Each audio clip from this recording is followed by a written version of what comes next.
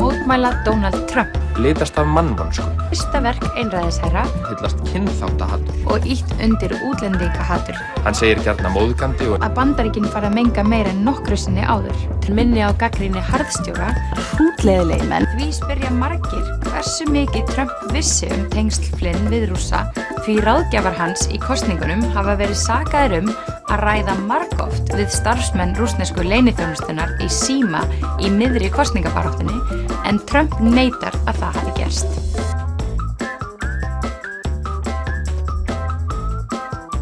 Honestly, you think the whole Russia shit is just like bullshit. Could be bullshit. I mean, it's mostly bullshit right now. Like, we don't have any big giant proof. But then they say, well, there's still an investigation going on. And you're like, yeah. I don't know, if you were finding something, you would know about it. Segir að rannsóknin sé nornaveiðar og að enginn bandarískur stjórnmálamaður hafi fengið verri útreið.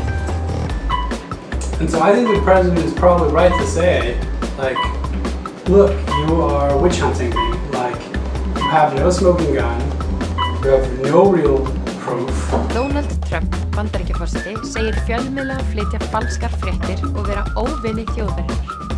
Á sama tíma benda fjölmiðlar endurtekið á að Trump segi ósatt.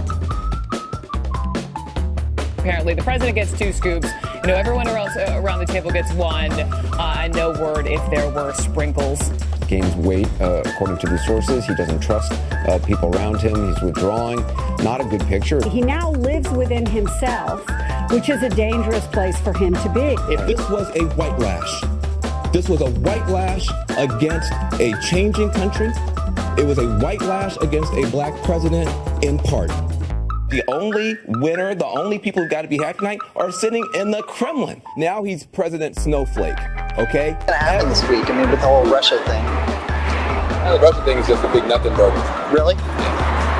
You don't think that, Nothing there you can do. Það besta sem hægt að gera til að verjast fölskum fréttum að trúa ekki öllu sem maður lesa á netinu, heldur athuga hvort fréttir koma frá áreiðanlegum fréttastofum eða óþekktum einstaklingum.